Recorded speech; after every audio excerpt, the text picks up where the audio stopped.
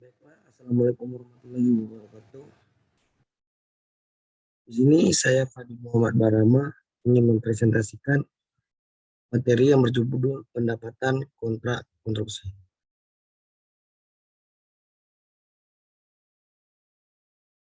Pendapatan kontrak konstruksi. Kontrak jasa konstruksi sifatnya jangka panjang sehingga tidak selesai dalam satu periode. Contoh waskita karya. Karakteristik kontrak konstruksi. Kontrak konstruksi untuk aset tunggal ataupun berkaitan dengan sejumlah aset. Kontrak konstruksi meliputi kontrak konstruksi aset misalnya pelayanan jasa untuk manajer proyek dan arsitek, kontrak untuk penghancuran atau restorasi aset dan restorasi lingkungan setelah penghancuran aset. Kontrak dapat terbentuk dalam kontrak dan harga tetap dan kontrak biaya plus. Pendapatan kontrak. Nilai pendapatan semula yang disetujui dalam kontrak. Penyimpangan dalam pekerjaan kontrak, klaim, dan pembayaran insentif. Pertama, menghasilkan pendapatan, lalu dapat diukur secara andal. Penyimpangan kontrak. Penyimpangan suatu instruksi yang diberikan pelanggan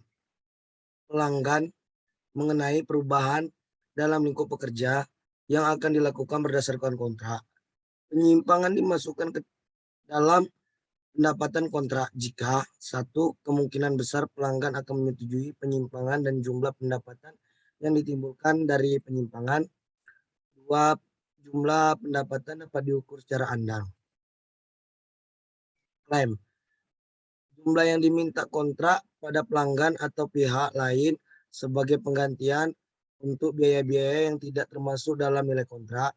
Pengukuran pendapatan dari klaim mengandung ketidakpastian dan tergantung pada hasil negosiasi. Klaim akan dimasukkan ke dalam pendapatan kontrak jika negosiasi telah mencapai nilai akhir sehingga kemungkinan besar pelanggan akan menerima klaim tersebut. Nilai klaim yang kemungkinan besar akan disetujui oleh pelanggan dapat diukur secara andal. Pembayaran insentif. Jumlah tambahan yang dibayarkan kepada kontraktor apabila standar pelaksana yang telah ditentukan telah terpenuhi atau dilampaui, misalnya pembayaran karena penyelesaian yang lebih awal dari suatu kontrak. Pengukuran pendapatan dan beban kontrak. Jika hasil kontrak konstruksi dapat diestimasi secara andal, maka pendapatan kontrak dan biaya kontrak yang berhubungan dengan kontrak konstruksi diakui sebagai pendapatan dan beban dengan memperhatikan tahap penyelesaian aktivitas kontrak pada tanggal akhir periode pendapatan. Taksiran rugi pada kontrak konstruksi tersebut segera diakui sebagai beban. Kontrak konstruksi menurut PSAK dalam PSAK 34. Metode akuntansi untuk kontrak konstruksi jangka panjang. Metode presentasi penyelesaian pendapatan kontrak diakui sebagai pendapatan dalam laba rugi dalam periode akuntansi di mana pekerja dilakukan.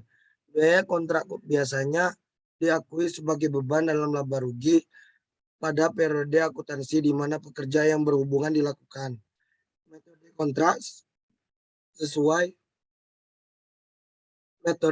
selesai pendapatan diakui jika kontraknya selesai dilaksanakan. Dasar pemikiran penggunaan metode presentasi penyelesaian. Pembelian dan penjual memiliki hak yang dilaksanakan. Pembeli memiliki hak secara hukum untuk meminta kinerja spesifik dalam kontrak. Penjual memiliki hak untuk meminta pembayaran atas kemajuan kontrak untuk memberikan bukti kepemilikan pembeli.